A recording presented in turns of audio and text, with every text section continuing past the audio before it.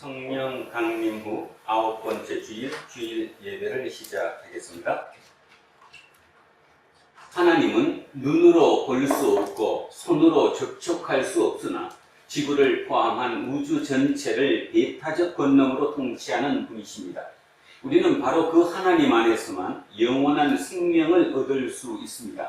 이 궁극적인 진리를 알고 믿는 우리가 어찌 하나님을 찬양하지 않을 수 있겠습니까? 이 천지간 만물들아 복 주시는 주 여호와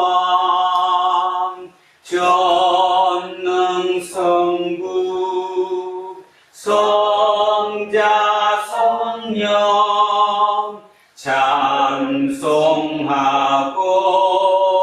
찬송하고 찬송하세. 아멘. 아브라함과 이삭과 야곱의 하나님일 뿐만 아니라 예수님이 아빠, 아버지라고 우리에게 일러주신 우리의 하나님, 지금 믿음의 형제와 자매들이 한 주간의 일상을 멈추고 비밀 가득한 방식으로 우리의 현재와 미래가 되시는 하나님을 영과 진리 가운데서 소리 높여 찬송합니다. 하나님 홀로 영광을 받아 주십시오. 그림자처럼 우리를 따라다니는 고독과 허무가 우리를 종종 깊은 충격과 두려움으로 몰아넣지만 그래도 우리가 하나님을 기쁨으로 찬양할 수 있는 이유는 예수 그리스도를 통해서 허락하신 구원의 희망이 우리 영혼을 풍요롭게 하기 때문입니다. 오늘의 예배가 영혼의 해방을 깊은 울림으로 경험하고 종말의 생명을 갈망하는 거룩한 축제가 되기를 소망합니다. 우리 삶의 길과 진리와 생명이신 그리고 하나님의 다스림 자체이신 우리 주 예수 그리스도의 이름으로 기도합니다. 아멘. 자비와 긍휼함이 끝없으신 하나님, 우리를 불쌍히 여겨 주십시오. 하나님의 놀라운 은혜를 받은 사람들인데도 불구하고 은혜를 모르는 사람처럼 생각하고 행동할 때가 많았습니다. 이미 충분할 정도로 많은 것을 받았는데도 불구하고 늘 부족한 듯이 쫓기며 살아가고 있습니다. 주님, 우리를 불쌍히 여겨 주십시오. 우리는 창조주 하나님을 믿는다고 생각하고 말하지만 오히려 사람이 만들어 놓은 것들을 인생의 목표로 삼을 때가 얼마나 많았는지 모릅니다. 자의반 타의반으로 우상 숭배자가 되기도 했습니다. 주님, 우리를 불쌍히 여겨 주십시오. 하나님께만 가능한 일을 사람에게 요구하면서 때로는 흡족해 하고 때로는 불만스럽게 생각했습니다. 하나님만이 할 수 있는 일을 우리 스스로 감당하려다가 영혼이 위축되기도 했습니다. 어리석은 우리를 불쌍히 여겨 주십시오. 예수 그리스도의 이름으로 기도합니다. 아멘. 기도합니다.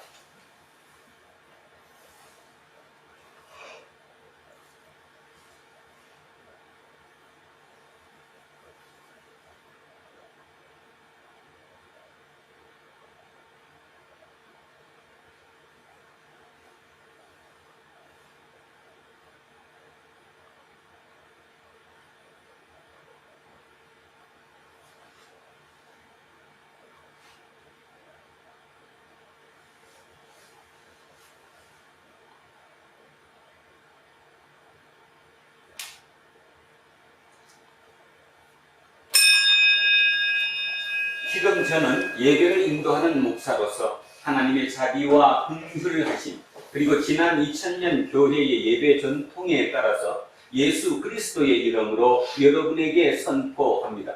여러분이 아는 모든 죄는 온전히 용서받았습니다. 기뻐하시고 감사하십시오. 그리고 이웃의 잘못도 기꺼운 마음으로 용서하십시오. 아멘. 찬송가 516장 찬양하겠습니다. 516장입니다. 옳은 길 따르라 의의 길을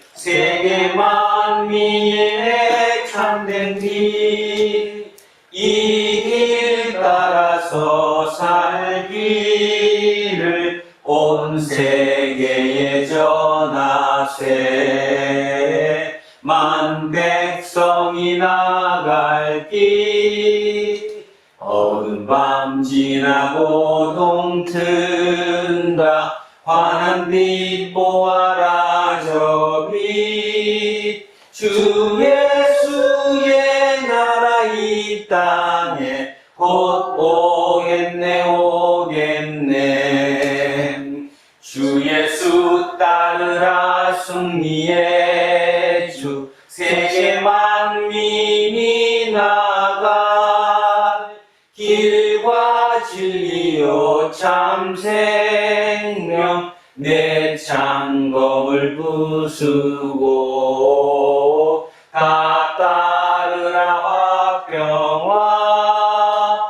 어두운 밤 지나고 동튼다. 환한 빛 보아라 저 빛. 주 예수의 나라 이 땅에 곧 오겠네 오겠네. 놀라운 이 소식 알리어라. 세계 만민을 구하려 내 주 예수를 보내신 참 사랑의 하나님. 만 백성이 따를 길. 어두운 밤 지나고 동튼다. 환한 빛 보아라 저 빛.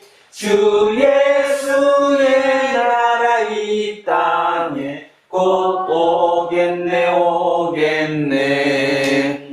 고난길 헤치고 찾아온 길. 많은 백성을 구한 길. 모두 나와서 믿으면 온 세상이 마침내 이 진리에 살겠네. 어두운 밤 지나고 동튼다. 환한 빛 보아라 저 빛. 주 예수의 나라 이 땅에 곧 오겠네 오겠네.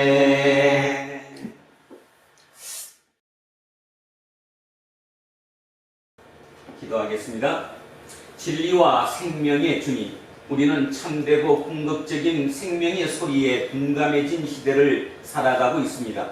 솔깃하기만 할 뿐이지 내용이 빈약한 말들, 사람 사이의 신뢰를 깨뜨리는 흠한 말들, 그리고 큰 소리만 날 뿐이지 영혼의 감동이 없는 말들이 홍수를 이루고 있습니다.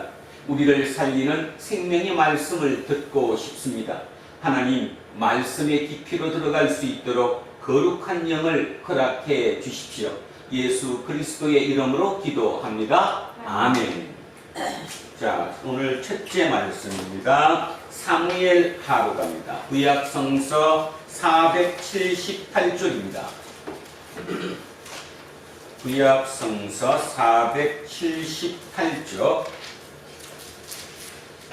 사무엘하 11장 1절에서 15절까지 말씀입니다.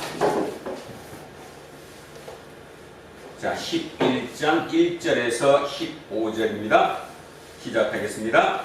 그 해가 돌아와 왕들이 출정할 때가 되매 다윗이 요압과 그에게 있는 그의 부하들과 온 이스라엘 군대를 보내니 그들이 암몬 자손을 멸하고 라빠를 에워쌌고 다윗은 예루살렘에 그대로 있더라.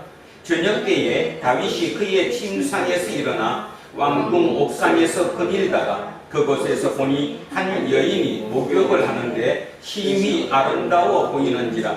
다윗이 사람을 보내 그 여인을 알아보게 하였더니 그가 아뢰되 그는 엘리암의 딸이요 헷사람 우리아의 아내 밧세바가 아닙니까 하니 다윗이 전령을 보내어 그 여자를 자기에게로 데려오게 하고 그 여자가 그 부정함을 깨끗하게 하였으므로 더불어 동침하며 그 여자가 자기 집으로 돌아가니라.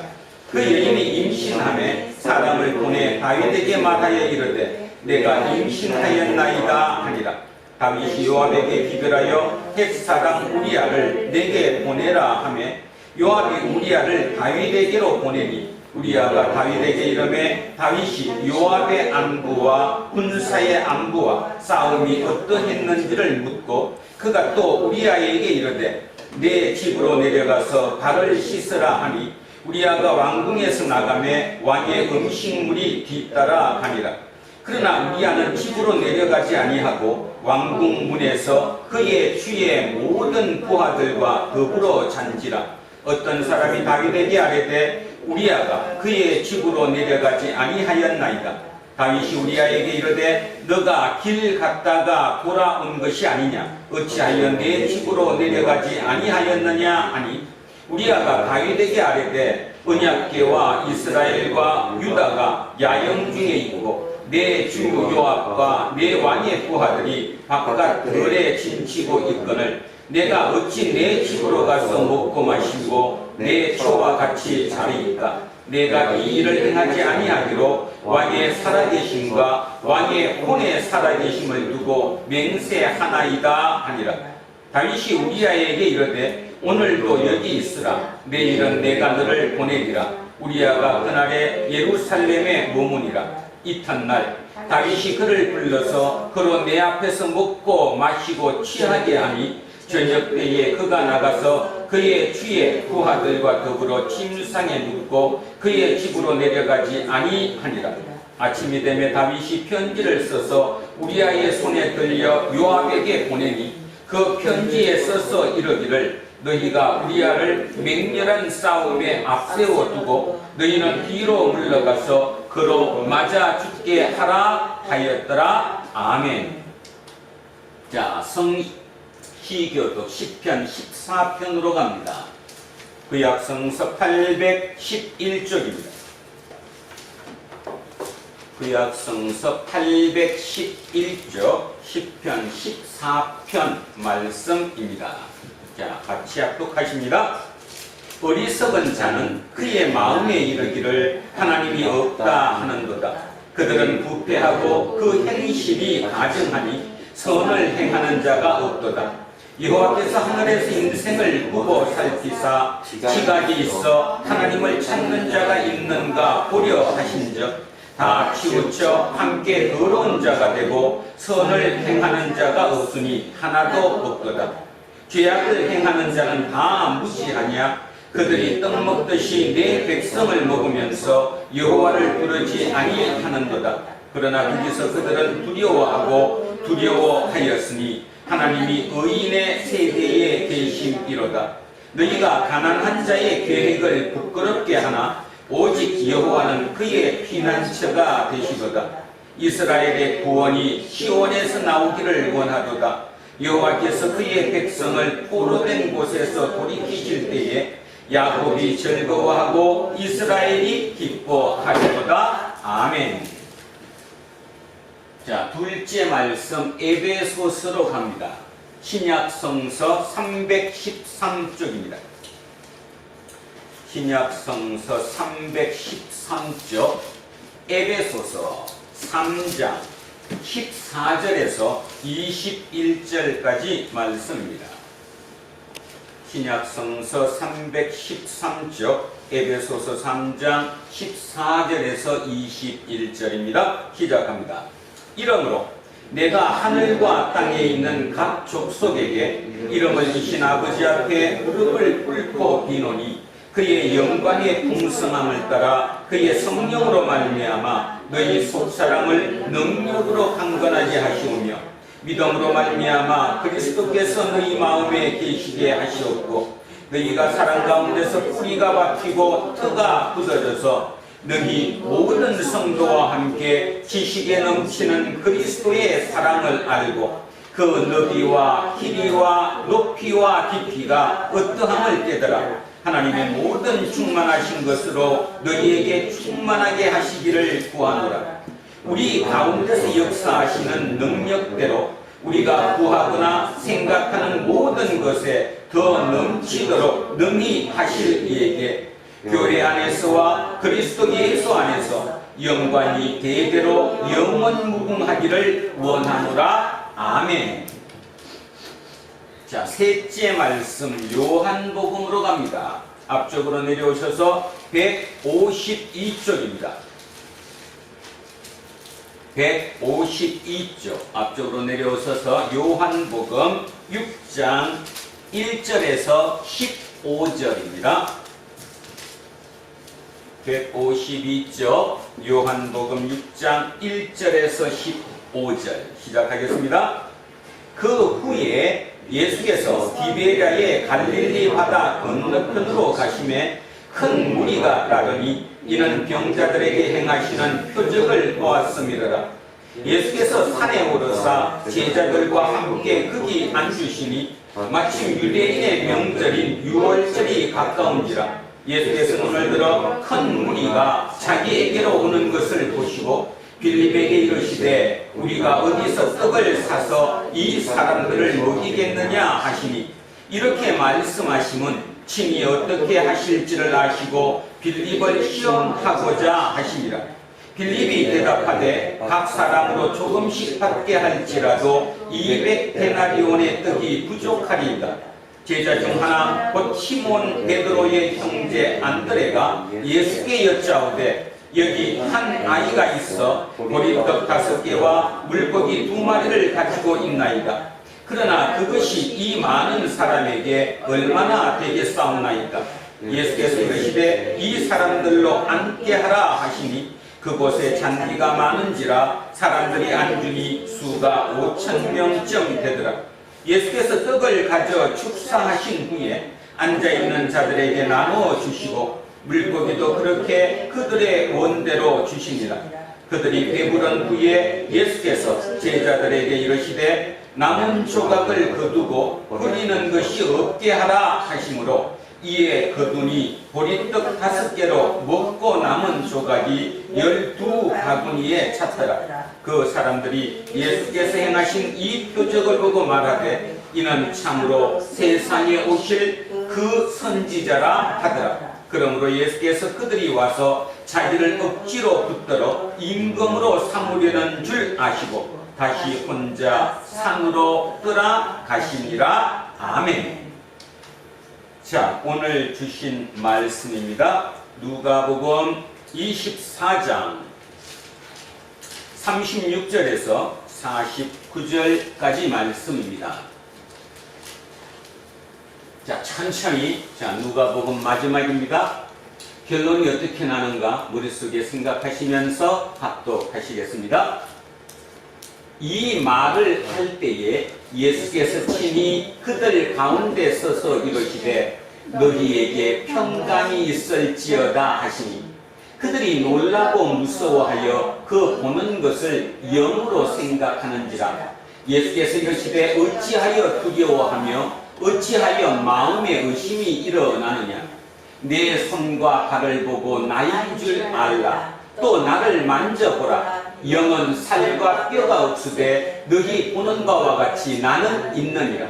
이 말씀을 하시고 손과 발을 보이시나 그들이 너무 기쁨으로 아직도 믿지 못하고 놀랍게 여길 때에 이르시되 여기 무슨 먹을 것이 있느냐 하시니 이에 구운 생선 한 토막을 드리니 받으사 그 앞에서 잡수시더라. 또 이르시되 내가 너희와 함께 있을 때에 너희에게 말한 바 곧 모세의 율법과 선지자의 글과 시편에 나를 가리켜 기록된 모든 것이 이루어져야 하리라 한 말이 이것이라 하시고 이에 그들의 마음을 열어 성경을 깨닫게 하시고 또 이르시되 이같이 그리스도가 고난을 받고 제3일에 죽은 자 가운데서 살아날 것과 또 그의 이름으로 죄 사함을 받게 하는 회개가 예루살렘에서 시작하여 모든 족속에게 전파될 것이 기록되었으니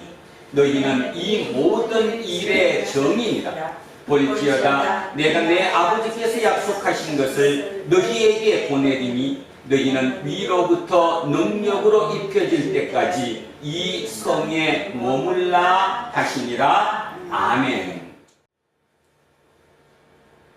자, 오늘은 정인, 마르투스 또는 마르투스 정인이라는 제목으로 하나님의 말씀의 은혜를 나누고자 합니다.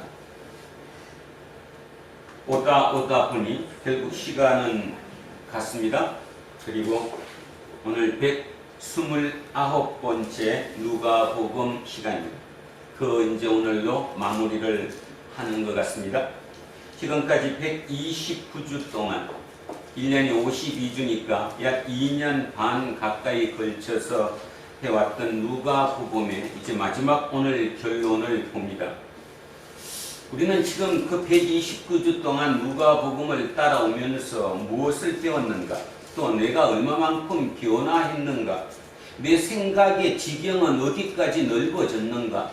과연 나는 영적으로 성숙했는가를 한 번쯤 마무리하면서 따져보셔야 할 줄로 믿습니다. 자, 제가 요즘 농사를 짓죠. 초보 농사꾼입니다. 유치원 처음 들어간 것처럼 아무것도 모르고 벼농사를 짓습니다. 요즘 날씨가 너무 좋아서 제가 그래도 옆에서 매일 제 발소리를 듣고 크는 벼들이 참 잘 됐습니다. 동네 사람들이 지나면서 참 벼 잘 됐다 이렇게 얘기를 합니다. 기분이 좋죠. 참 농부가 어쨌든 직접 한 건 아니다고 할지라도 이렇게 관심을 갖고 키우는 벼가 잘 크고 있으니까 얼마나 좋습니까? 그런데 올해 위기라네요. 왜 위기인가 하면 날씨가 너무 좋아서 모든 게 잘 됐기 때문에 가을에, 그러니까 앞으로도 올해 되신 농부들의 전망에 따르면 앞으로도 추수할 때까지 최소한 2번이나 3번 정도, 2-3번의 태풍이 불 건데 과연 그 태풍을 이겨낼 것인가에 대한 답이었습니다.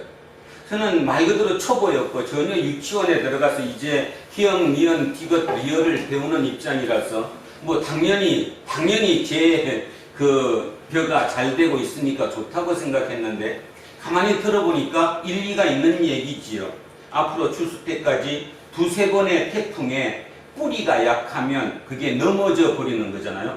넘어져 버리면 당연히 수확이 제대로 될 리가 없죠. 또 하나는 너무 무성하게 잘 자라면 한 이묶음, 그러니까 이 벼 한 묶음에서 올라가는 게 너무 무성해 버리면 열매를 제대로 맺지 못한다는 거죠. 그거는 논리적으로도 맞는 것 같아요. 그죠? 너무 무성하니까 열매가 제대로 익질 않는 거죠. 그러니까 쭉정이가 막 생기는 거고 이렇게 되는 거예요. 그러니까 착각한다는 거죠. 농사가 너무 잘 되고 올해 벼가 너무 좋으니까 올해는 풍년이겠거니 올해는 좀 작년보다 수확량이 더 많아졌겠거니 이렇게 하지만 실은 올해는 되게 위험하다 이런 얘기를 제가 들었습니다. 그러면서 곰곰이 생각했습니다. 맞다. 그렇다면 답을 정해야죠. 이제 5월 29일 날 벼를 심었으니까 6월 29일, 7월 29일 약 2달이 조금 안 되죠. 2달 안 되는 기간 동안에 이제 자라는 건 웬만큼 자랐으니까 지금부터 이제 물을 빼야 돼요. 물을 빼고 땅바닥을 말리는 거죠. 한 분이 제게 이렇게 권유를 해 주었습니다. 다른 사람 얘기 듣지 말고 내 말을 듣게 지금부터 그 논에 혹독하다 할 정도로 물을 대지 말고 바짝 말르게. 그러면 땅이 떡떡 벌어지잖아요. 이렇게 벌어지는 것처럼 땅이 완전히 벌어져서 마를 때까지 그냥 오랫동안 말리라고. 그러면 벼가 갑자기 좀 안 돼 보이기도 하고 좀 불쌍해. 인간으로 따지면 불쌍하잖아요. 그죠? 물을 답을 안 주는 거니까. 그렇다고 할지라도 독하게 마음 먹고 8월 5일까지, 그러니까 8월 5일, 약불 한 보름 정도까지를 다른 사람 옆에 물을 대든 말든 신경 쓰지 말고 무조건 물을 대지 말고 말르게. 그러면 두 가지를 얘기했어요. 하나는 그렇게 말려버리면 벼가 살기 위해서 뿌리를 밑으로 내린다는 거예요. 밑으로.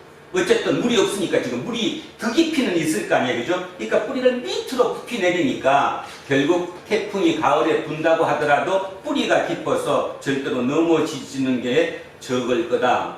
또 하나는 뭐냐 하면 그렇게 바짝 말려버리면 영양분이 줄어드니까 벼가 알맹이가 적어진다는 거죠. 수확량이 적어진다는 거예요. 대신에 수확량은 적어지는데 그 알맹이 하나하나가 아주 튼실한 알맹이가 된다는 거예요. 그러니까 판단을 하라는 거죠. 양적으로 많은 수확을 원할 것인가, 아니면 질적으로 진짜 좋은 열매를 구할 것인가, 그거는 본인의 선택이다. 제가 우리 마을 사람들을 가만히 이렇게 보고 얘기도 들어보고 또 그분들이 농사 짓는 걸 보면 그 한 80%에서 90% 되는 분들은 양이에요. 양. 그래도 많이 작년보다 수확량을 늘리겠다는 거지. 근데 그거는 도박이죠. 왜 도박이냐 하면 수확량을 늘리려고 지금 막 비료를 줘가지고 더 크게 만들면 태풍이 만약에 안 불면 뭐가 돼? 대박이 되는 거죠. 근데 만약에 태풍이 불어갖고 벼가 떨어져 버리면 그는 쪽박이 되는 거죠. 그 판단은 농사꾼 본인이 해야 된다라는 것입니다. 그걸 제가 지난 한 주간 묵상하면서 우리의 삶과 똑같다는 생각을 했습니다. 우리의 삶과. 자, 다시 합니다. 제가 농부입니다. 제가 제 벼에 대해서 수확량을 늘릴 것인가, 아니면 진짜 좀 수확량이 줄어들더라도 튼실한 알곡을 만들 것인가는 농부인 제 판단에 따르는 거예요. 제 판단에. 제가 이제 지금부터 판단하는 거예요. 그러면 알곡을 원하면 양이 아니라 질적으로 알곡, 튼실한 그 알맹이를 제가 원한다면 앞으로 저는 추수할 때까지 10월 달에 추수를 하니까 꽤 남았죠. 한 두세 달 동안에 마음이 많이 아플지도 모릅니다. 왜? 경험이 별로 없으니까. 제가 오랫동안 농사를 지어봤다면 여러 해의 경험치가 제 머리에 있기 때문에 그게 돼 이렇게 하지만 저는 지금 남의 얘기를 듣고 처음 1회에 처음 사는 것이기 때문에 만약에 그게 안 돼버리면 문제가 있잖아. 그죠? 여러 문제가 있겠죠. 그런데 말입니다. 저는 그래서 마음속으로 정했어요. 튼실한 알곡을 만들겠다. 쭉정이를 만들지 않겠다. 양을 늘리지 않겠다. 그냥 적게 먹고 적게 하겠다라는 개념으로 제 마음을 결정을 내렸습니다. 그래서 어제도 지금 벌써 물을 다시 말렸던 논에 물을 다시 집어넣는데 저희 논은 제가 꽉 그냥 틈새까지 완벽하게 막아놓고 지금 올라왔습니다. 여러분, 하나님은 농부이십니다. 우리는 그가 키우시는 벼나 다름없지요. 자, 여러분, 하나님은 어떤 농부일까요? 하나님은 우리를 기르십니다. 질적으로 좋은 열매를 맺기를 원하실까? 아니면 양적으로 많은 것을 원하실까? 답은 그 나와 있죠.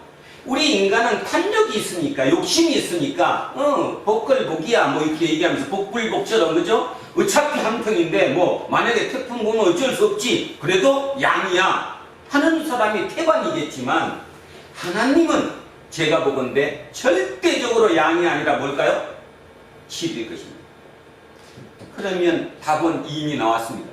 누가복음을 지금부터 159주째 오늘 마무리를 하고 있습니다. 그동안 여러분이 들어오고 여러분이 묵상하고 여러분이 하나님으로 받은 메시지는 어느 것이었습니까?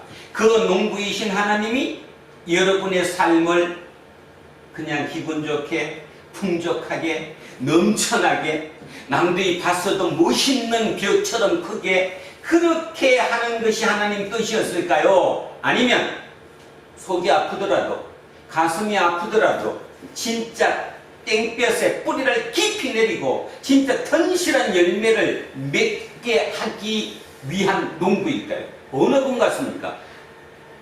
뭐 답을 안 해도 여러분 스스로 답은 아실 거라고 믿습니다. 그렇다면 말입니다. 진짜 그게 내 머릿속에 맞아, 하나님은 분명히 나를 질적으로 좋은 열매를 맺기 위한 농부이시지 양적으로 하는 농부는 틀림없이 아니야. 거기에 대한 확신이 서셨다면, 그러면 두 번째 단계로 넘어갑니다. 그렇다면 농부이신 하나님께서 나를 튼실한 열매를 맺는 진짜 질적으로 좋은 열매를 맺기 위하신다면 본인이 가슴이 쓰리고 아프시더라도 나한테 좋은 환경, 좋은 조건, 비교 안 주실 것이라는 거예요.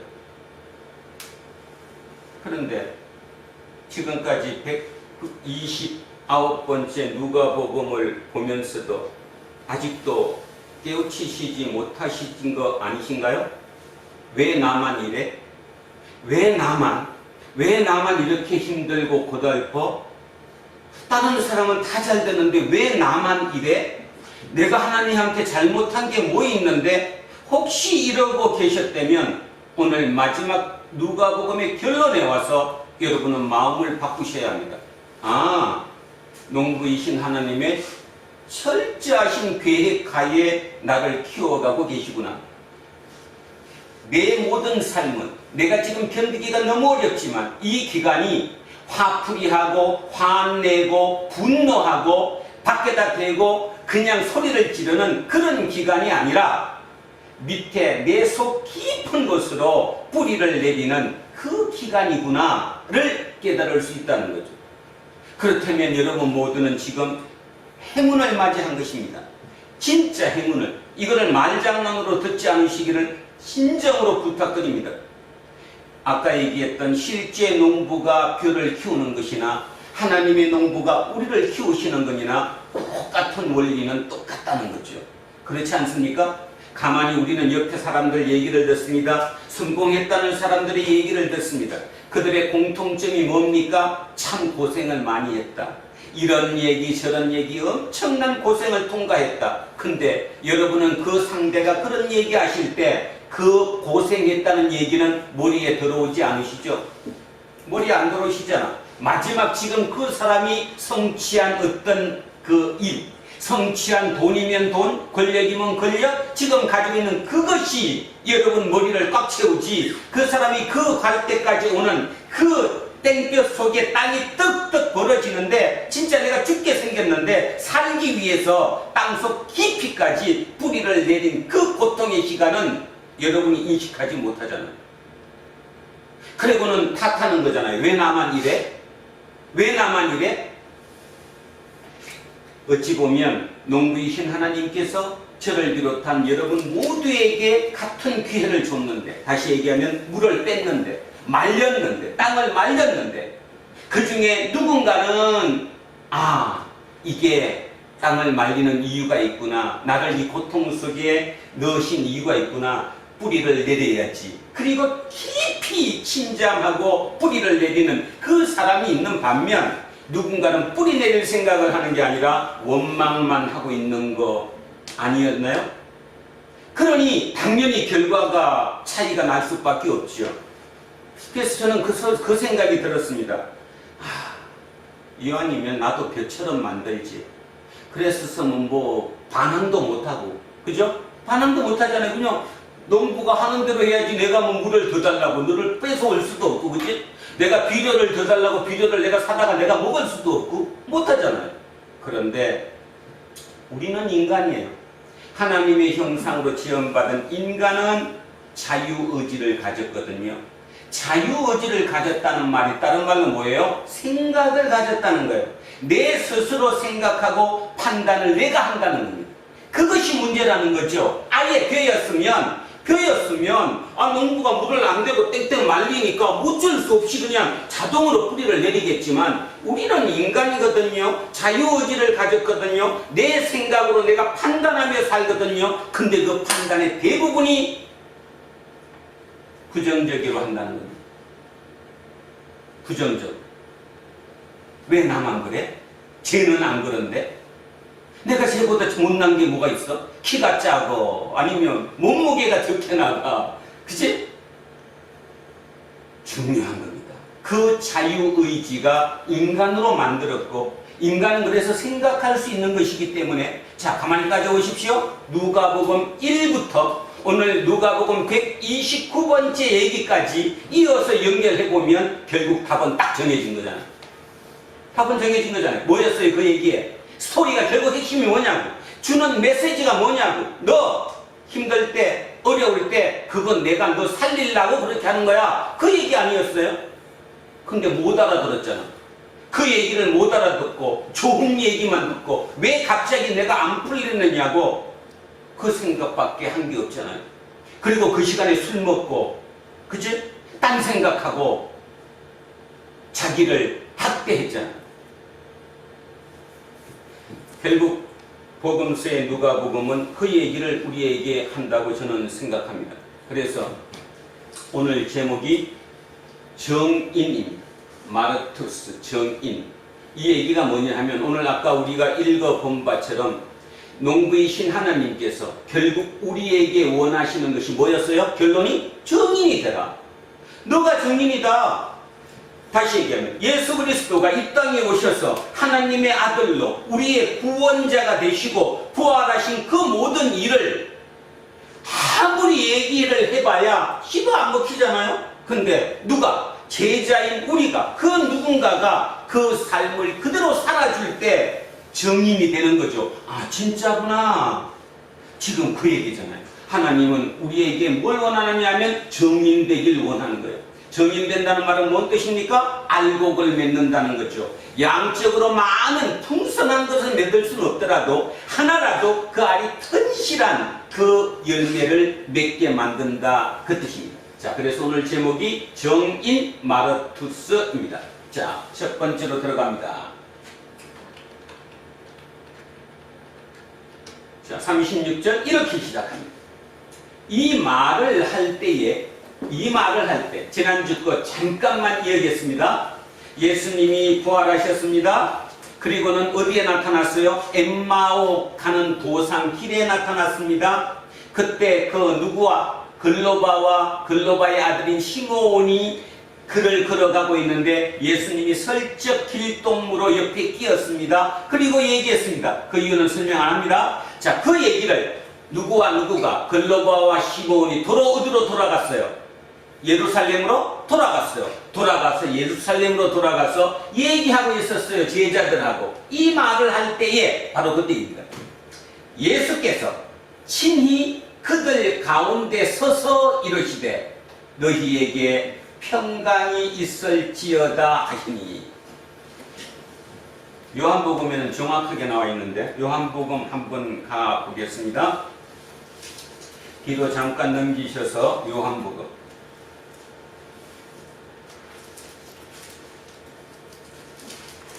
19절입니다. 21장 19절 183쪽입니다. 요한복음 21장 19절 183쪽 한번 찾아보십시오. 자, 제가 읽겠습니다. 이렇게 나와 있습니다. 이날 곧 안식 후 첫날 저녁 때에 제자들이 유대인들을 두려워하여 모인 곳의 문들을 닫았더니, 자, 중요한 말 여기 있어요. 문을 닫았다에 꽁꽁 두려워가지고 유대인들이 예수께서 오사 가운데 서서 이러시되 너희에게 평강이 있을지어다. 자, 그걸 보시면서 여기 다시 읽습니다. 예수께서 친히 그들 가운데 서서 이러시되 너희에게 평강이 있을지어다. 자, 어떻게 됐다고요? 예수님이 어떻게 오셨어요? 예수님이 문을 어떻게 했대요? 그냥 버립니다. 꼭꼭 닫았대요. 근데 예수님이 우리 가운데 딱 나타나셨다는 거예요. 무슨 뜻입니까? 무슨 뜻이에요 이게? 예수님이 그냥 문을 꼭꼭 닫았는데 그냥 우리 가운데 딱 서서 나타나셨대요. 뭐와 뭐를 초월했어요? 시간과 공간을 초월한 거죠. 그래서 부활하신 예수님의 몸은 시간과 공간을 초월하신 분이라는 거예요. 그래서 부활은 지금 요 모습 그대로 이 땅에 다시 태어나는 것이 부활이 아니라 새로운 존재로 변화하는 것. 자, 조금 더 다시 얘기하면 제가 꾸준히 얘기했던 대로 우리는 3차원의 존재로 삽니다. 3차원 세계에 살아요. 자, 3차원은 다음, 4차원, 5차원, 그죠? 다음 차원으로 부활하신 거다. 그 의미라는 거죠. 자, 그래서 예수님이 부활하셨어요. 그러니 당연히 사람들은 믿을 수가 없는 거죠. 근데 중요한 말, 머릿속에 꼭 기억할 거, 오늘의 1번, 평강입니다. 평강. 예수님이 첫 번째 부활하셔가지고 제자들을 찾아오셨습니다. 시간과 공간을 초월했습니다. 벽을 뚫고 그냥 들어왔다는 거예요. 만화책 안에 있는 것 같죠? 그러니까 그것이 왜 그러느냐? 증명하려고 하지 마라. 시간이 흐르다 보면 나중에 증명될 거다. 2000년 전에 증명되지 않았던 게 지금은 증명되는 게 얼마나 많습니까? 요즘은 특히 이거 이해할 만하죠. 메타버스처럼 AR, VR, 그죠? 이런 개념으로 따져도 충분히 이해할 만하지 않습니까? 그거 꼬투리 잡아갖고 나는 그것 때문에 못 믿는다. 그런 멍청한 생각을 갖지 않았었으면 참으로 좋겠습니다. 자, 중요한 사실, 시간과 공간을 초월하신 부활하신 예수님께서 우리 앞에 서셨다는 거예요. 그러면서 뭐라고 말씀하셨냐면 너희에게 평강이 있을지어다. 자, 여기를 고치겠습니다. 영어 성경에 보면 여기가 peace, P-E-A-C-E, peace로 되어 있습니다. 그럼 뭐예요, peace가? peace가 뭐예요, peace가? 평화. 평화로워야 된다. 니네들은 평화로워야 된다. 이 뜻입니다. 자, 평화로워야 돼요. 왜 평화로워야 되느냐? 밑에 보니까 그들이 놀라고 무서워하여 그 보는 것을 영으로 생각한다. 우리식으로 표현하면 귀신으로 생각한다. 유령으로 생각한다. 당연히 그러겠죠. 우리도 그런 존재를 한 번도 본 적이 없는데 4차원의 존재를 본 적이 없는데 그가 어떻게 그냥 시간과 공간을 초월해서 딱 나타나셔가지고 말씀을 하시니 당연히 놀랄 수밖에 없죠. 그래서 당연히 우리는 그걸 뭐라고 생각했느냐? 귀신이라고 생각했다는 거예요. 유령이라고 생각했다는 거예요. 예수께서 이러시되 어찌하여 두려워하며 어찌하여 마음에 의심이 일어나느냐? 왜 부활한 나를 믿지 못하고 의심하느냐? 왜 지금 문을 꼭꼭 닫고 두려워하느냐? 자, 두려움과 의심이에요. 반대가 뭡니까? 두려움의 반대. 두려움의 반대. 지금 제자들의 상태가 두려움과 또 하나 뭐예요? 의심이에요. 자, 반대. 두려움의 반대. 평강. 평강, 평화. 두려움의 반대죠. 의심의 반대. 의심의 반대. 믿음. 지금 여기서 이 메시지는 뭐 얘기하는 겁니까? 왜 믿음이 없느냐? 왜 평화를 못 믿느냐? 왜 평화롭지 못하냐? 이 얘기예요. 자, 여기서 하나를 조금 확대시키겠습니다. 누가복음 2장에 처음 시작을 하면 예수님께서 태어나십니다. 예수님이 태어나셨던 그 시대, 그 로마 제국이, 대제국인 로마 제국이 뭐였어요? 주도권을 쥐고 있었어요. 그래서 그걸 우리는 뭐라고 부르는데? 이 한국 뭐라고 부르지? 팍스 로마나. 엄마가 더 똑똑하구나.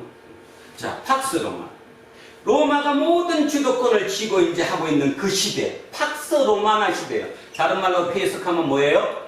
팍스 로마나? 로마의 평화. 너희들의 평화, 당신들의 평화는 내가 책임진다. 모든 주도권은 나한테 있다. 내 말 들어라. 그러면 모두 평화로울 수 있다. 팍스 로마나, 로마의 평화입니다. 지금 코로나를 넘겨가고 있습니다. 1년이 지났습니다. 2년에 지금 반도 지났습니다. 자, 어떤 일이 지금 벌어지고 있습니까? 두 개가 충돌하고 있죠. 팍스 아메리카나와 팍스 시니카가 절대적인 대립을 하고 있는 거죠. 이게 어떻게 결말날지는 어느 누구도 모르죠. 뭐 언제 끝날지도 모르고 팍스 시니카가 이길지 팍스 아메리카가 더 기간을 연장될지 이거는 누구도 알 수 없는 거지만 틀림없는 여러분이 지금 살아가는 2021년은 이 지구별은 두 세력이 주도권을 싸우는 거예요. 팍스 아메리카가 아메리카나, 팍스 시니카. 그런데 2000년 전에는 딱 정해졌어요, 시간. 근데 잠깐요. 진짜 이제 세계사를 공부해보면 실제 그때도 세력은 두 개였어요. 중국을 중심으로 한 진나라, 당나라, 그죠? 이때 여기는 뭐예요? 팍스 시니카죠? 중화잖아. 한문으로 중화가 뭐예요? 중국의 평화 아니야? 중국의 평화. 중국이 모든 걸 중심한다는 거. 그 다음에 유럽은 뭐예요? 팍스 로마나, 로마의 평화예요. 근데 왜 그걸 두 개 세력으로 보지 않느냐 하면 그때는 여기와 여기가 서로 왔다 갔다 했어요? 안 했어요? 안 했거든요. 안 했기 때문에 관계가 없었어요. 쉽게 얘기하면. 근데 문제는 지금은 지구별 전체가 하나로 왕래를 하고 주도권 싸움을 하는 거예요. 그런데 누가복음은 이렇게 시작을 합니다. 팍스 로마나 그 시대에 누가복음의 기록에 쭉 이어가 보면 팍스 크리스티. 여러분 성경을 생각을 잘하면서 읽어야 돼요. 이제 누가복음 마지막 총정리하는 겁니다. 자, 누가복음이 기록됐던 그 시대 상황은 뭐였는데? 팍스 로마나였는데 누가복음을 기록한 저자인 누가의 기준으로 팍스 로마나가 맞다 안 맞다? 안 맞다. 뭐가 맞다? 팍스 크리스티가 맞다. 팍스 크리스티 뭐예요 그럼? 그리스도의 평화. 그게 맞다. 지금도 왜 제가 이 얘기를 하느냐 하면 지금도 팍스 아메리카나 팍스 시니카가 싸움을 하지만 실제 조금만 영안이 널리고 영감이 뛰어난 사람들이 가만히 생각해 보면 누가 이기든 누가 주도권을 잡든 평화가 온다고 믿습니까 여러분? 믿어요? 안 믿잖아요. 평화는 누가 주는 거다? 그리스도가 주는 거예요. 그래서 팍스 크리스티가 맞는 거예요. 2000년 전이나 지금 2021년이나 똑같아요. 팍스 크리스티가 맞는 것입니다. 그런데 왜 팍스 크리스티가 힘을 못 쓸까? 못 쓰는 이유 아까 설명 다 했어요. 농부. 팍스 크리스티가 왜 힘을 못 쓰죠? 내가 죽는데 지금 땅이 쭉쭉 갈라지는데 내 삶이 너무 고달픈데 그러니까 팍스 크리스티가 어디서 날마다 불만투성이고 입으로 욕밖에 안 나오는데 그치? 안 나오는 거죠. 그런데 영적으로 조금만 이게 영감이 뛰어나서 영성의 눈, 영안이 열리면 어떤 생각이 들 수 있냐 하면 지금 우리가 코로나 때문에 힘들구나, 나만 고통스러운 게 아니구나, 모두가 다 힘들구나, 이럴 때 우리는 밑이 깊으로 뿌리를 내리는, 그래서 진정한 평화를 겉의 모양에서 평화를 얻는 게 아니라 속 깊은 이곳에서 내가 평화를 얻어야 되는구나, 그게 진짜 평화구나 느끼는 사람 있겠죠. 소수이지만. 그러면 저는 이 생각하는 거예요. 진짜 여러분이 예수쟁이면 지금 평화로워야 합니다. 세상의 그 흔들림에 내가 지금 고통스러운데 나 지금 태양이 너무 뜨거워서 죽게 생겼는데 그럴지라도 팍스 크리스티 예수 그리스도가 이 땅에 오신 이유는 팍스 크리스티 때문에 왔다는 것을 잊지 않으셔야 된다는 거죠. 그 평안을 가져야 된다는 거죠. 그게 예수쟁이라는 거예요. 그러면 제가 시간이 계속 할 수 없기 때문에 짧게만 결론만 내려줍니다. 왜 팍스 크리스티가 only one 평화일까? 왜 그것만이 평화일까? 팍스 크리스티는 우리와 누가 하나가 되는 거죠? 하나님. 나와 개인으로 따집시다. 개인 이병선과 하나님이 하나가 되는 거예요. 이 중간 역할에 이 막힌 담을 흘러준 분이 누구라는 거예요? 예수 그리스도. 예수 그리스도가 십자가에 졌다는 말은 이 하나님과 나를 막혀 있던 담을 흘러줬다는 얘기잖아요. 그 얘기를 지금 성경이 우리에게 하고 있는 거예요. 그러면 내가 누구랑 합쳐진 거예요 지금? 하나님과 합쳐진 거예요. 그러면 왜 그게 평화죠? 하나님이 나를 만드신 분이니까. 다시 얘기하면 이게 형이상학적인 얘기라서 시도 안 먹히는 것 같지만 조금만 영감을 가지고 들으면 그럴 수 있겠구나 충분히 할 수 있습니다. 자, 하나님은 생명의 근원입니다. 왜? 창조주시니까. 생명의 근원이신 하나님과 내가 하나가 된 거예요. 이제 그거 외에 뭐가 있어요? 그거 외에 지금 뭐가 걱정스럽냐고. 비유를 하자면 이런 뜻입니다. 코로나 변이가 아주 강해졌습니다. 걸리면 무조건 죽습니다. 치사율이 90%가 넘는다. 만약 예를 들어서 그렇다면 여러분 어떡할 것 같습니까? 지금처럼 뭐 할 짓 다 하고 여유로울 것 같아요? 아니면 오직 사는데 어떻게 하면 내가 나를 지킬까에 모든 게 쏠릴까요? 당연히 거기에 쏠리지. 어떻게 하면 내 생명을 지킬까요? 그때도 치사율이 90%였는데 걸리면 죽는데 에라 그러면 죽겠다 하고 가서 뭐 하겠어요 지금처럼? 치사율이 0.1도 안 되니까 0.1%도 안 되니까 이제는 걱정을 안 하는 거야. 안 죽는데 뭐. 그지? 특히 젊은 친구들은 몸 튼튼하겠다. 그냥 뭐 감기 들듯이 한번 왔다 가는 거지. 심지어는 그것마다 증상 자체도 없는데 걸렸는지 안 걸렸는지도 모르는데 뭘 그렇게 신경 써? 근데 역으로 생각해 보십시오. 진짜 치사율이 걸리면 죽는다. 확률이 90%가 넘으면 여러분 절대로 이런 생각으로 살지 않습니다. 똑같은 거예요. 똑같은 거. 그러면 누구 찾을까요? 진짜 죽는다고 가정합니다. 그래서 모두가 진짜 이걸 쓰긴 썼는데 2개, 3개를 써야 돼. 죽기 싫으니까. 그럴 때 간절한 거. 뭘까요? 진짜 내 생명. 누군가가 나를 지켜준다면 내 생명을 지켜주는 그분이 중요하겠지. 바로 하나님이 내 생명의 근원이라는 거예요. 그 하나님이 생명의 근원이라고 느낀 것은 금방 얘기했던 그렇게 절대 절망의 시절, 그때에 하나님께 거꾸로 가는 거예요. 우리는 지금 너무 느슨해졌다는 거죠. 아까 얘기했듯이 고생도 그냥 대충이에요. 그냥 며칠 물 안 대주고 조금 햇볕에 쨍쨍 피었다가 또 도로 살아나요. 그러니까 아주 간절함이 사라져 버린 거죠. 그러니까 밑에까지 깊이 뿌리를 내리는 그 기간이 우리에게는 지금 너무 적기 때문에 우리가 힘을 쓰지 못한다라는 거죠. 그리고 여러분 요즘 느끼지 않습니까? 진짜 대를 이어서 그 아버지부터 할아버지부터 그렇게 고생을 해서 3대가 내려와서 이제 진짜 이 땅에 진짜 화려하게 풍성하구나, 참 열매 좋네, 튼실하게 생겼네 그랬던 그 벼들이 알 수 없는 태풍 한 방에 싹 부니까 다 나자빠지잖아요. 뉴스만 틀면 그 얘기 나오는 거 아니에요 지금? 옛날에 누가 어떻게 했는데 그지? 그런 사람이 한 방에 쓰러지는 거를 지금 우리 눈으로 목도하고 있잖아요. 그럼에도 불구하고 아직도 우리 속에는 뭔 꿈을 꾸느냐 하면 그래도 좋아, 나도 저 그 길을 한번 가볼 거야. 지금 거기에만 꿈꾸고 있는 거 아닌지 모르겠습니다. 지금 우리는 하나님께로 돌아가는 것, 다시 하면 인간성을 회복하는 것, 그것이 내 가장 큰 힘이에요. 그것이 나의 파워예요. 내 힘은 그거예요. 테크닉이 아니에요. 진짜 테크닉이 아니에요.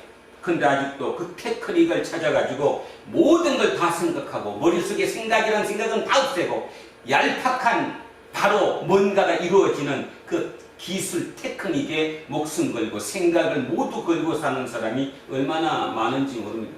자, 그래서 평강이란 말에 대해서 설명했습니다. 예수님이 맨 마지막에 오셔서 부활하신 그분께서 제자들을 다시 찾아오셔서 첫 마디가 평화를 얘기했다는 거예요. 이 얘기의 의미가 뭐냐? 바로 팍스 로마나 시대를 살아가는 그들에게 팍스 로마나가 너를 평화를 주지 못해. 팍스 크리스티가 너에게 평화를 줄 수 있어. 너 생명이 하나님의 생명의 근원이신 하나님과 일치될 때 너는 평화를 얻을 수 있어. 결론을 우리는 압니다. 이 제자들이 진짜 평화를 얻었습니까? 못 얻었습니까? 여러분은 결과를 다 알아요. 얻었잖아요. 사람이 담대해졌잖아요. 180도 변한 사람이 됐잖아요. 뭐를 얻었기 때문에 그게 가능합니까? 평화를 얻었으니까. 그전까지 맨날 두려웠는데, 의심뿐이었는데, 의심이 그치고 믿음으로 바뀌고 두려움이 뭘로 바뀌어버리니까 평화로 바뀌어버리니까. 왜?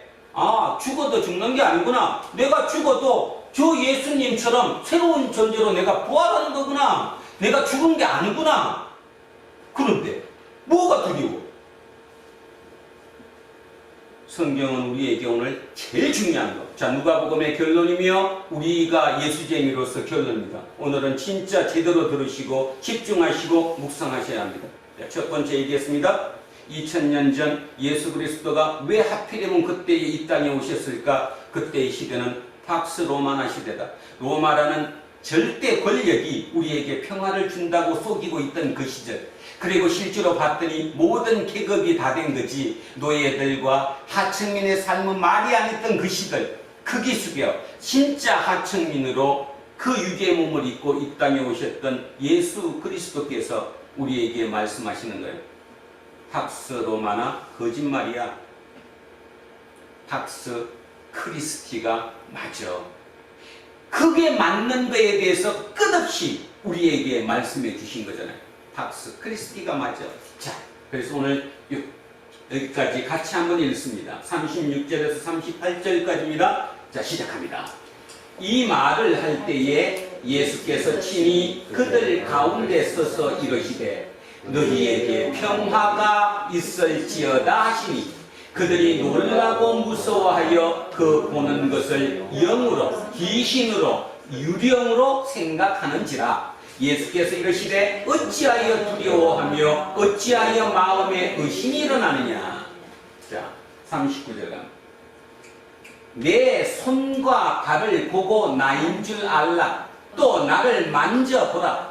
영은 살과 뼈가 없으되 너희 보는 바와 같이 나는 있느니라. 나는 지금 육체가 있다.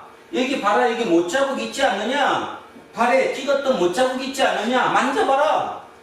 자, 그러면서 또 이렇게 이 말씀을 하시고 손과 발을 보이시나 그들이 너무 기쁨으로 아직도 믿지 못하고, 당연한 거 아니에요? 어떻게 믿어 그거를? 믿지 못하고 놀랍게 여길 때 이르시되 여기 무슨 먹을 것이 있느냐 하시니 예수님이 못을 딱 박는 거예요. 못자국 봐라. 그래도 못 믿어. 그러니까 뭐예요? 영은, 유령은, 다른 말로 귀신은 음식을 먹어요 못 먹어요? 못 먹어요. 귀신이 어떻게 음식을 먹어? 당연히 그 시대 2000년 전의 사고로도 귀신은, 영은, 유령은 음식 못 먹어요. 근데 음식을 달라고 그러는 거죠. 자, 먹을 것이 있느냐? 이에 구운 생선 한 토막을 드리니 바두사 그 앞에서 잡수시더라. 지금 이거 뭐 증거하는 거죠? 부활이 진짜다 가짜다? 진짜. 부활이 진짜다. 자, 영의 부활이다, 영육의 부활이다. 영육의 부활이다. 단지 이 육이 3차원에 갇혀있는 육이 아니라는 거예요. 3차원의 육이 아니라 4차원의 육이다. 존재의 변형이 일어난 육이다. 그렇지만 육은 육이 맞다. 영의 부활이 아니다. 그럼 왜 이 얘기를 강조했을까요? 소크라테스 들으면 아는데. 이제 여러분 알아들어야 되는데. 왜 이 얘기를 성경에 강조해놨지? 누가가? 그 당시의 사람들은 소크라테스가 독배 마시고 죽었어 안 죽었어요? 죽었어. 왜 죽었어? 소크라테스가 왜 그냥 독배를 마시고 죽었어? 육이 죽어도 영이 산다고 믿었으니까. 그들은 육이 뭐를 감추고 있는 거지? 영을 가두는 감옥이라고 생각했으니까. 그러니까 소크라테스 입장에서는 영혼불멸설을 믿었어요. 여러분 오해하면 안 됩니다. 영혼불멸설. 영혼은 죽지 않는 거예요. 단지 그 영혼이, 영이 육에 들어와서 육이 영혼을 감옥으로 가둬놓고 있는 거예요. 그러니까 여기서 떠나는 거는 해방이고 자유야. 그러니까 소크라테스는 그냥 나 영혼이 죽는 게 아니니까 가겠다. 그리고 독배 마시고 죽은 거예요. 그 사고를 하고 있는 사람들에게 이 얘기를 했다는 걸 이해하셔야 돼요. 왜 성경에 이 얘기를 이렇게 길게 했을까 알아들으셔야 합니다. 다시 합니다. 그래서 우리는 뭐의 부활을 믿어요? 육의 부활을 믿어요. 근데 중요한 거 다시 얘기합니다. 이 육이 지구별의 이 3차원 육이 아니에요. 존재가 변형된 다른 4차원, 5차원, 그죠? 모르겠지만, 나도 지금 모르겠지만 그 육체로 변화하는 육의 부활이라는 것. 그러면 왜 성경이 육의 부활을 강조했는가를 꼭 잊지 않으셔야 합니다. 그 시대의 조류는 영혼불멸설이었기 때문에 그렇다는 거예요. 그들과 우리는 같다 틀리다 지금 틀리다는 얘기를 하고 있는 것입니다. 자, 또 이러시되 내가 너희와 함께 있을 때에 너희에게 말한 바 모세의 율법, 선지자의 글, 시편 요 세 개를 합치면 이게 뭐예요? 구약 성경이에요. 우리 구약 성경. 이 구약 성경에서 나를 가리켜 기록된 모든 것이 이루어져야 하리라 한 말이 이것이라 하시고 이에 그들의 마음을 열어 지금 기도합니다. 마음속으로도 하나님께서 오늘 성령님을 통해 여기 우리 모두에게 또 이 설교를 듣고 있는 우리 모두에게 마음을 열어주시기를 그 마음이 열리면 성경이 깨달아진다는 것. 자, 그러면 마음이 안 열리면 어떡합니까? 안 깨달아지지. 자, 여기서 잘 생각해 보십시오. 구약 성경을 모본으로 삼고 있는 종교가 무슨 교죠? 유대교죠. 뭐예요? 유대교. 근데 유대교는 왜 예수를 그리스도라고 못 알아봤죠? 뭐가 안 됐습니까? 깨닫지 못했습니다. 다른 말로 얘기하면 해석이 틀렸기 때문에, 똑같은 사실을 놓고 해석을 그렇게 못했기 때문에, 예수님은 지금 구약에서 얘기한 그 예언하신 그 메시아가 나라고, 내가 그걸 지금 하나하나 그대로 이루어가고 있다고 말씀하시는데, 유대교 입장에서는 그 전문가입니다. 실제로 성경에 대해서는 누가 더 전문가예요? 유대인 중에 누구? 율법사, 바리새인들이 더 전문가 아니에요? 그들은 예수가 메시아가 아니라는 거예요. 해석이 잘못됐다는 거죠. 그래서 이렇게 얘기하는 거예요. 예수님이 그들의 마음을 열어서 성경을 깨닫게 했어요. 오늘 이 기적이 우리 속에 일어나기를 소망합니다. 여러분의 마음이 열어지면 성경을 깨닫게 하는 거. 지금 제가 설교가 있는 이 내용을 그럴 수도 있다, 맞아, 이렇게 새로운 눈으로 보이게 된다는 것입니다. 이게 성경을 깨달아지는 거예요. 안 되는 사람은 죽었다 깨어나도 안 된다는 거죠. 자, 성경에 깨닫게 하시고 이러시되 이같이 그리스도가 고난을 받고 제3일에 죽은 자 가운데서 살아날 것과 그의 이름으로 죄 사함을 받게 하는 회개가 예루살렘에서 시작하여 모든 족속에게 전파될 것으로 기록되었으니, 여기에서 키포인트 두 번째 거는, 자, 앞사시 요겁니다. 회개. 자, 제가 오늘 마무리를 하면서 그것만큼 머릿속에 넣자고 얘기했습니다. 첫 번째가 뭐였어요? 평화. 그 시대는 어떤 시대였다? 팍스 로마나. 근데 예수가 뭔 얘기를 하고 있는 거다 지금? 팍스 크리스티. 진정한 평화는 크리스티, 예수님, 그리스도만이 줄 수 있다. 에 대한 설명을 제가 했습니다. 자, 두 번째입니다. 두 번째 키포인트 뭐예요? 회개. 메타노이아. 우리말로 해석하면 뭐죠? 여러분이 엉터리로 들으셨다는 거잖아. 그냥 막연하게.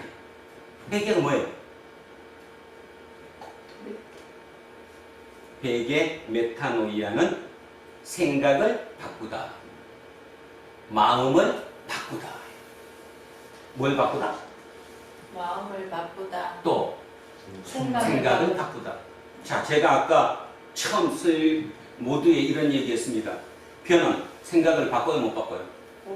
못 바꿔요. 그러니까 뭐 주인이 하는 대로 그냥 따라야 돼요. 근데 우리는 뭘 할 수 있어요? 자유의지를 줬기 때문에 생각을 할 수 있어요. 그러니까 생각을 내 스스로 선택할 수 있어요. 그러니까 생각을 바꿀 수도 있고 안 바꿀 수도 있는 게 인간이라는 거예요. 생각을 바꾸다는 거예요. 자, 회개는 메타노이아, 생각을 바꾸다, 그 다음에 마음을 바꾸다, 그 뜻이에요. 그러면 답이 다 끝났잖아요. 예수님이 지금 끝없이 십자가에 달리실 때까지 그 모든 과정, 그리고 부활하신 이 과정에 합치면 왜 그렇게 하셨어요? 왜 그렇게 하셨냐고? 우리 생각을 바꾸기 위해서. 그럼 뭔 생각?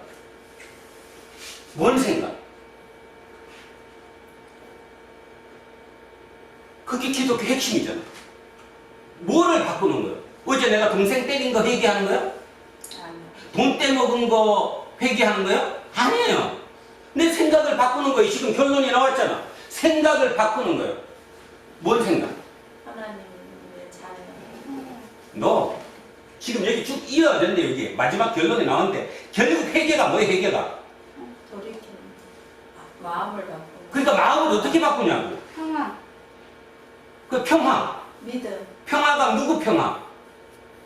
하나님. 하나님의 평화, 크리스티. 제일 중요한, 결국 마음을 바꾸는 것은 뭘까요? 부활이잖아. 부활의 의미가 뭐예요? 육의 생명이 여기서 죽는다고 끝난 게 아니다. 영생.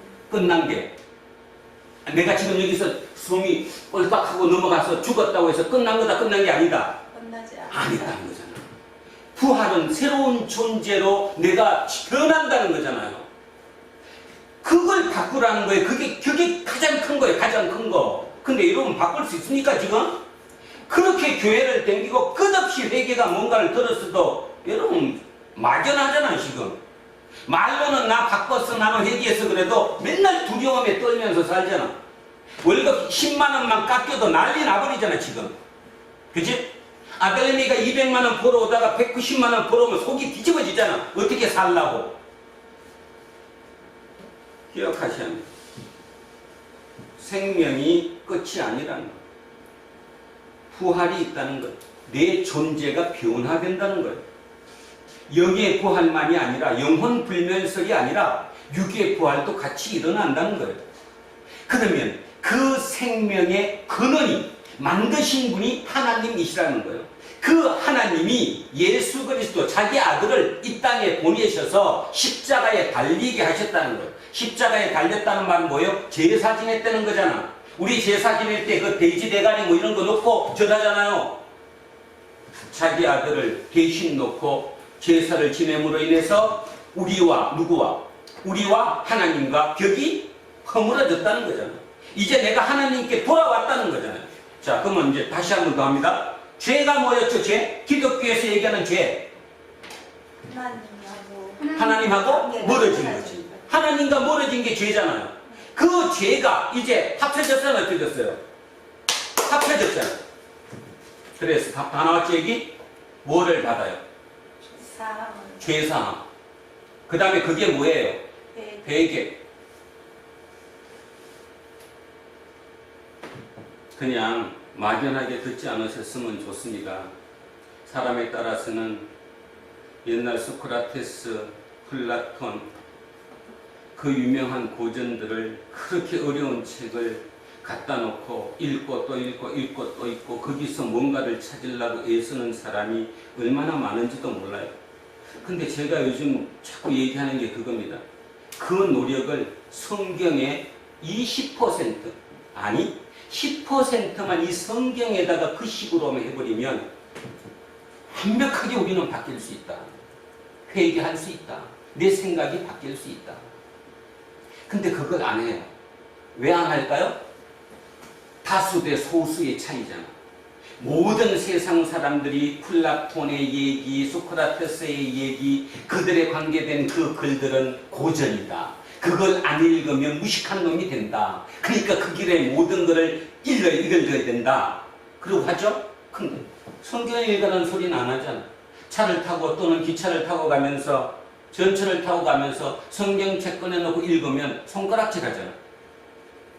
그래놓고도 자기는 예수쟁이라서 예수가 누군지 안 되는 거예요. 모릅니다, 여러분. 개념을 모르잖아, 지금. 자, 정리합니다. 죄의 사함 얘기했습니다.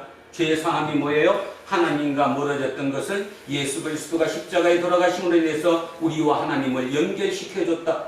이제 내가 하나님과 함께 됐다. 그러니까 죄의 사함이 일어났죠. 그것을 그대로 하는 거, 그게 뭐다? 회개다. 회개라는 말은 내 생각을 바꾸는 거다. 오늘 여러분 진짜 회개했으면 좋겠습니다. 진짜 하나님은 살아계시고 그 하나님의 아들 예수 그리스도가 지금 우리와 함께 계시다는 거 못 믿겠죠? 믿어지지 않겠죠? 아니, 믿으려고 생각도 안 하죠? 지금 어른들은 메타버스를 보면 믿을 수가 없습니다. 믿을 수가 없어요. 메타버스에서 구찌 백이 100만원, 200만원에 팔린다는 것을 어른들은 이해를 못합니다. 뭔 소리 하고 앉았어? 그걸 어떻게 빨어? 하는 거 아시죠? 젊은 애들은 그럴 수 있어. 그건 그것뿐이지 그 원리가 뭔지를 몰라요. 요즘 그래서 저는 묵상하면서 그 생각합니다. 아, 이제야말로 성령이 뭐고 그 다음에 진짜 하늘나라가 뭐고 이게 사이버 세상을 통해서 조금이라도 알게 되는 시대를 왔구나. 찬스가 왔구나. 찬스가 진짜 인류를 새롭게 구원할 수 있는 찬스가 왔구나. 2000년에는 진짜 예수님이 직접 오셔서 본인이 직접 했기 때문에 그걸 눈으로 본 사람들이 그걸 완벽하게 믿었지만 2000년이 지나고 나니까 이제는 누구도 제대로 믿지 않는 거예요. 제대로 믿지 않아. 그런데 사이버 세상을 다시 머릿속에 넣고 이거를 다시 보면 요만큼 문이 틈새가 생긴 거예요. 아, 그럴 수 있겠구나. 그럴 수 있죠. 그럴 수 있습니다. 자, 그래서 회개라는 말을 했습니다. 생각을 돌이키는 겁니다. 바꾸는 겁니다. 예수 그리스도가 부활하셨다는 걸 진짜 내가 믿는 겁니다. 그 말의 의미는 우리의 생명이 여기 육의 생명으로 끝나는 게 아니라는 걸 믿는 것입니다. 조금 더 노골적으로 표현하면 내세를 믿는 것입니다. 그러면 여러분은 이렇게 얘기합니다. 나 당연히 내세 믿는데? 진짜 믿나요? 진짜? 이 땅의 삶이 끝이 아니라면 우리는 하나님께 순종할 수 있습니다. 농부가 왜 나를 물을 주지 않고 이 땅을 이 메마르게 하고 나를 죽일까? 그게 무슨 뜻일까를 우리는 알 수 있다는 거예요.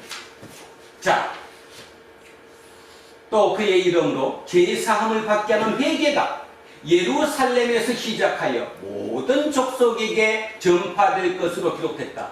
이게 내 역할이다. 그러면서 48절 이렇게 얘기합니다.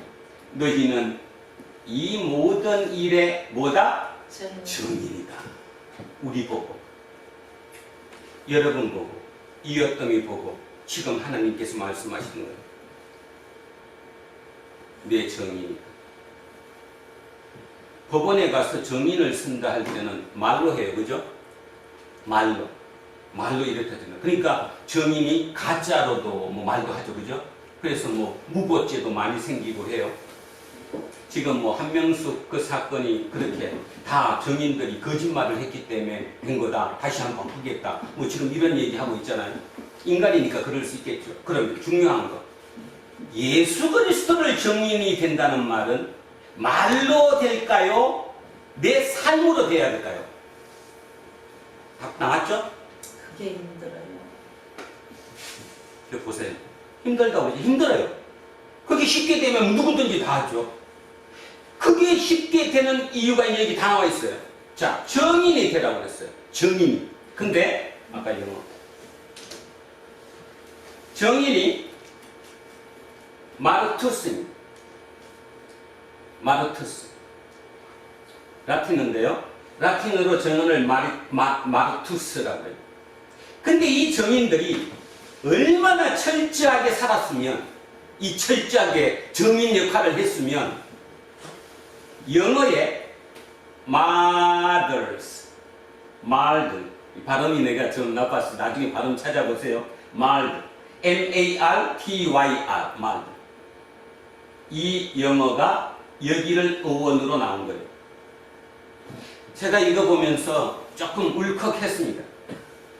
초대교회에 그 예수님의 진짜 제자들이 어떻게 그 진짜 예수님이 십자가에 잡혀갖고 돌아가시고 겁먹어갖고 문을 꼭꼭 닫아놓고 똘똘 뭉쳐서 그저 무서워가 두려움에 떨던 그들이 어떻게 증인의 삶이 얼마나 남들 보기에 대단했으면 여기에서 어원이 돼서 순교자라는 이 단어가 나왔을까?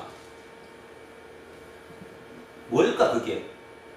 어떻게 그렇게 됐을까? 그 마가의 다락방에 직접 예수님 지금 만나는 것처럼 있었던 사람이 많아야 한 120명 정도 됐을 텐데 그 120명이 예수님이 니들이 내 증인이야. 내가 부활하고 내가 하나님의 아들이고 내가 메시아인 것의 증거는 니들이 하는 거야. 내가 쫓아다니면서 내가 메시아야 아무리 떨어져도 안 돼. 여러분들이 내 증인이야. 그리고 하늘로 올라가셨는데 그 남은 그들의 삶이 180도 바뀌어가지고 얼마나 시련이 혹독한 시련 속에서도 살아냈냐 하면 말트 또는 말드, 자, 순교자라는 이 단어가 여기를 어원으로 나왔겠냐 이 뜻이죠. 지금은 저기서 순교자 안 나와요. 지금 뭐 예수 증인된다고 순교할 사람이 지금 어디 있어요? 지금은 그런 시대가 아니죠. 하지만 자, 그럼 왜 아닌가에 대해서 잠깐 생각해 보겠습니다. 2000년 전에 이 증인으로 살았던 이들은 왜 죽을 수밖에 없었냐 하면 사회의 판을 뒤집었잖아요. 생각을. 사회의 가치관을 뒤집어버린 거잖아요. 그죠? 지금도 우리 사는 세상에 누군가가 나와서 가치를 뒤집으면 속 뒤집히고 열받잖아요. 자, 아주 쉬운 얘기 해봅시다. 문재인 정부 들어서 사람들은 문재인을 욕합니다. 좌파 정부, 빨갱이 새끼들이라고. 왜 욕하죠? 내 갖고 있는 가치관과 저 가치관이 지금 안 맞아들어가니까 충돌하니까 그 얘기하는 거예요. 한두 명이 아니라는 건 알죠? 한두 명이 아니라는 거. 밖에 나가서 50대, 60대들 얘기하는 사람들 보면 많습니다. 그죠? 좌파 정부라고. 글쎄요. 저는 좌파, 우파 없다고 생각합니다. 지금 무슨 이데올로기가 필요했어요? 저런 20대 우리 애들한테 무슨 이데올로기가 얼마나 중요해? 의미가 없는 거예요. 그런데도 그 가치를 못 깨는 거예요. 저놈이 죽일 놈이에요. 좌파 쪽에서는 이 보수가 죽일 놈이에요. 치고받고 아직도 싸우는 거예요. 웃기지 않습니까? 그거를 생각한다면 2000년 전에 예수가 부활하셨다, 내세가 있다, 육의 부활이 일어난다, 그 얘기를 주장했다면 미쳐도 그런 미친놈이 없는 거죠. 그 시대에. 당연히 죽죠. 당연히 죽습니다. 그 가치를 위해서 그들은 죽었어요. 굽히지 않았다는 거예요. 옳다고 믿은 거예요. 뭐가? 도대체 뭐였기 때문에 나는 거죠? 직접 봤으니까.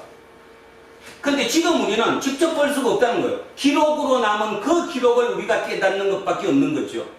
지금도 우리는 예수 그리스도가 성령으로 우리 속에 와 계심을 믿는다고 고백을 해요.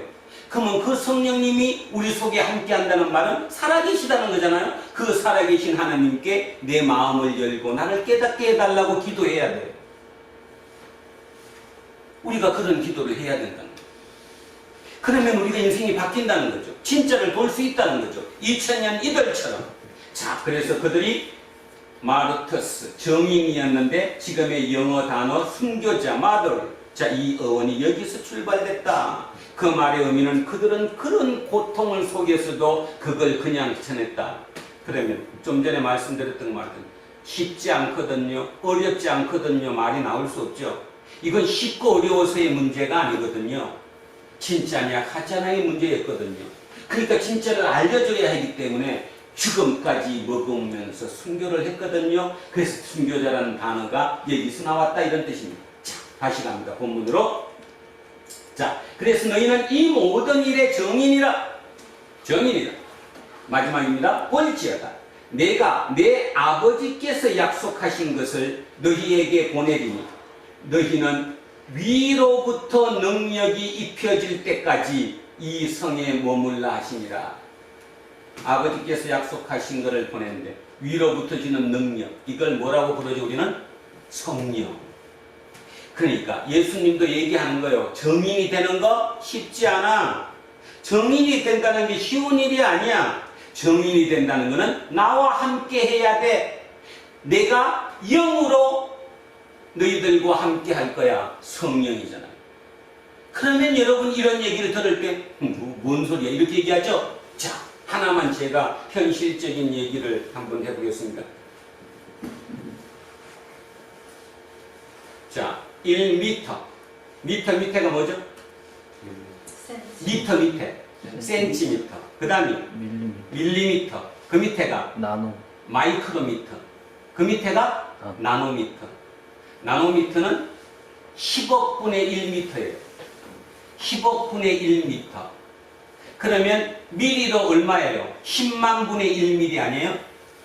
1미리가 요만한데 그걸 또 10만 분의 1로 나눈 거예요. 얼마나 작아? 그 나노 로봇이 우리 속에 투입돼요. 이제 내 혈관 속을 들어가요. 그 나노 로봇이 내 몸속에 온 데를 돌아다녀요. 그러면서 문제 생긴 곳을 나한테 정보를 알려주고 또 본인이 치료까지 하는 그런 시대가 이미 닥쳐왔어요. 나노. 실감이 안 나시죠? 더 중요한 것은 그 나노 로봇이 내 속에 들어가서 뇌의 작동을 자기가 해요. 여러분, 이제 곧 그런 일이 이제 벌어질 건데 뭐랑 똑같습니까? 성령이 와서 성령이 내 속에 임하여서 나를 함께 한다는 얘기나 나노 로봇이 내 속에 집어 들어가서 나와 함께 한다는 얘기나 이제 뭐가 통하지 않습니까? 인간이 그 시대까지 왔어요. 나노 로봇이 15분의 1m, 10만 분의 1mm의 그 작은 나노 로봇이 내 몸속을 해주고 당겨서 내 몸을 건강하게 회복시키기도 하고 병을 치료하기도 하고 생각을 바꾸기도 한다 이 말입니다. 이미 그렇게 시도가 되고 있다는 거예요.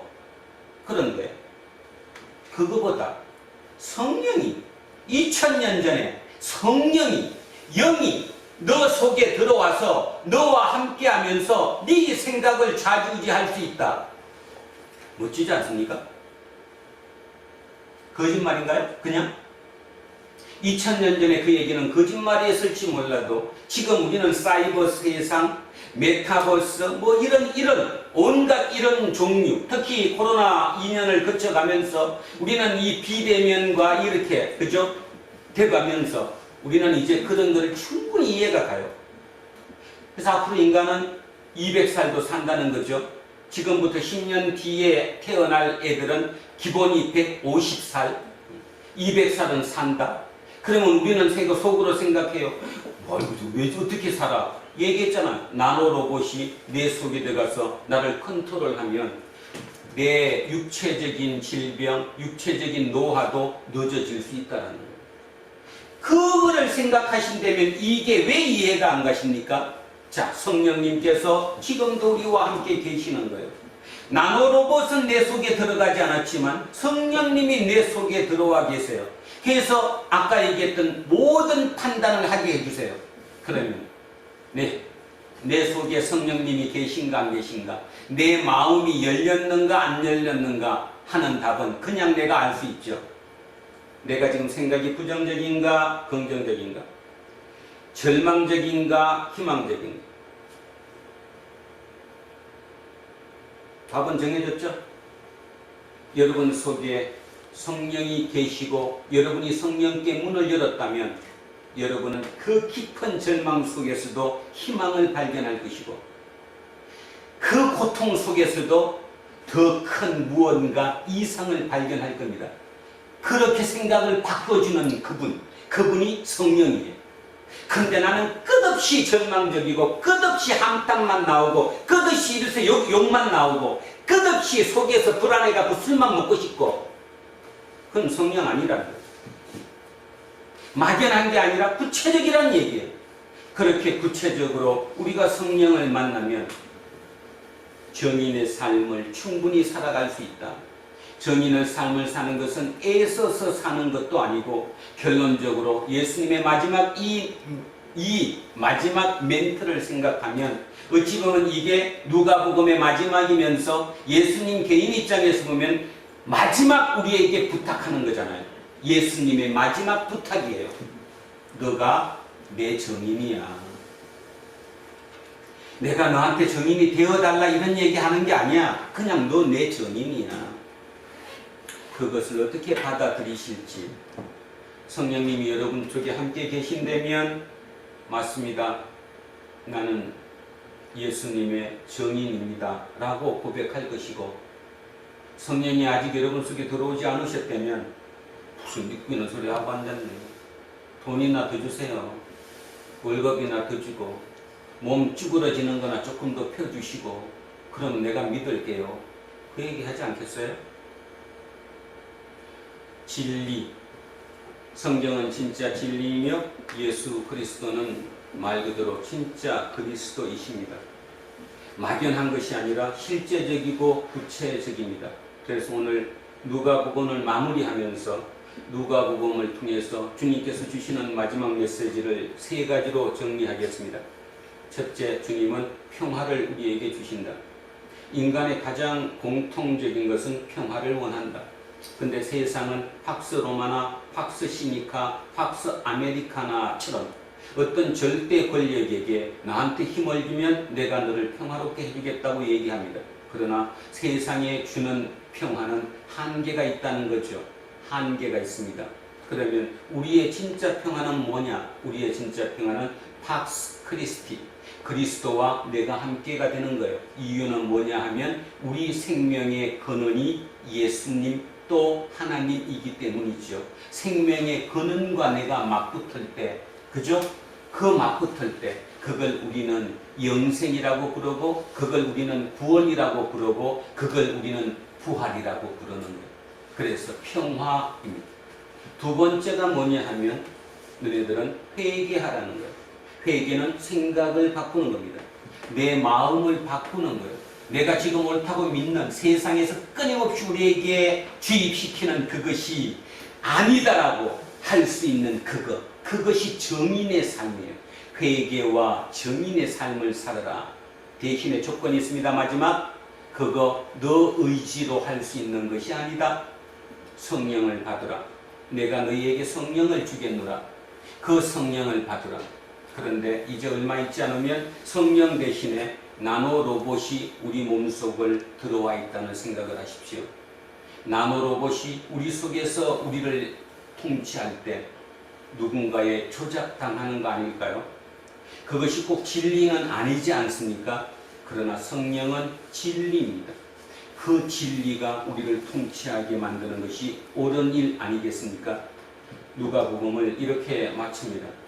누가복음 하는 그 동안에 이런 모든 일이 그 사이에 있었다는 사실을 기억하며 혹시라도 틈이 나신다면 누가복음 1장부터 다시 한번 묵상하시면서 읽어보시면 좋겠습니다. 마지막으로 다시 한번 부탁합니다. 읽고 묵상하고 생각하셔야 합니다. 그게 되지 않으면 아무것도 일어나지 않습니다.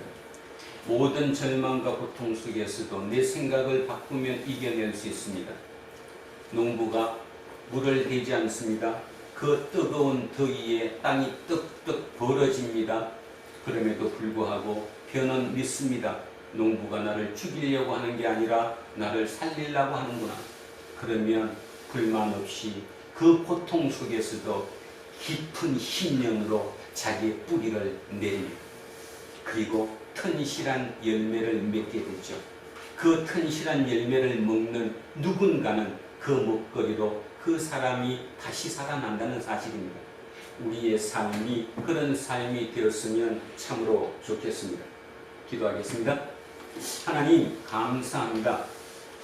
누가복음을 이렇게 129번에 걸쳐서 그 누가복음에 대해서 한번 묵상하고 생각해 보았습니다. 그러나 그것이 도대체 무엇이었는지 잘 알지 못했습니다.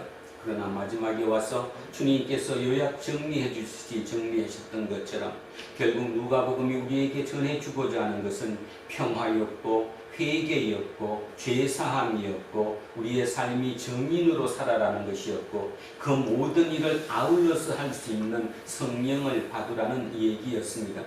이것이 그냥 저 높은 얘기, 형이 상학적인 얘기, 무가치한 얘기, 내가 알아들을 수 없는 얘기가 아니라 실제 제 삶의 현장에서 내 속에서 살아 숨쉬며 역사하는 얘기가 될 수 있도록 성령님 우리를 인도하여 주십시오.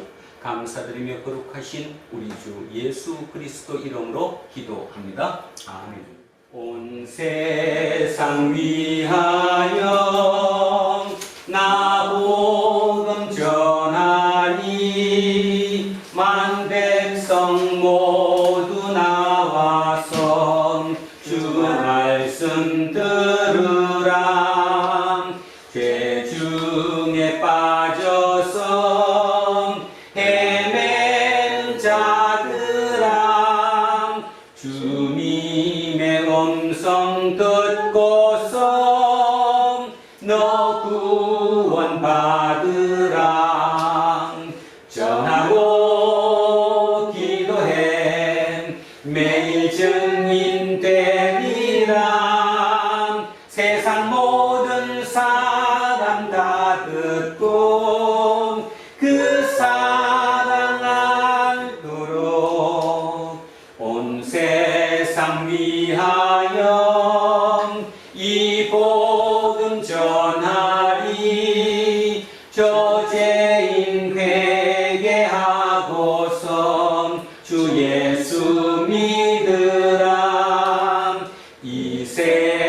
세상 구하렴 주 돌아가신 것 나 증거하지 않으면 그 사랑 모르리. 전하고 기도해 매일 증인되리라. 세상 모든 사람 다 듣고 그 사랑 알도록 온 세상 위하여 주의 임하니 주 예수 이름 힘입어 이 복음 전하자. 먼 곳에 나가서 전하지 못해도 나 어느 곳에 있든지 늘 기도 힘쓰리. 전하고 기도해 매일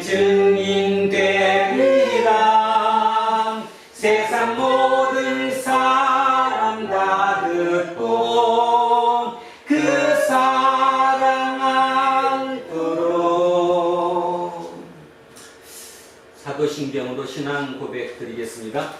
나는 전능하신 아버지 하나님 천지의 창조주를 믿습니다. 나는 그의 유일하신 아들 우리 주 예수 그리스도를 믿습니다. 그는 성령으로 잉태되어 동정녀 마리아에게서 나시고 본디오 빌라도에게 고난을 받아 십자가에 못 박혀 죽으시고 장사된 지 사흘 만에 죽은 자 가운데서 다시 살아나셨으며 하늘에 오르시어 전능하신 아버지 하나님 우편에 앉아 계시다가 그 뒤로부터 살아있는 자와 죽은 자를 심판하러 오십니다. 나는 성령을 믿으며 거룩한 공교회와 성도의 교제와 죄를 용서하는 것과 몸의 부활과 영생을 믿습니다. 아멘. 우리는 세상이 읽고 있는 성경이다. 우리는 세상이 원하는 신앙 고백이다. 우리는 세상이 관심 갖는 설교다. 하늘에 계신 우리 아버지, 아버지의 이름을 거룩하게 하시며 아버지의 나라가 오게 하시며 아버지의 뜻이 하늘에서와 같이 땅에서도 이루어지게 하소서.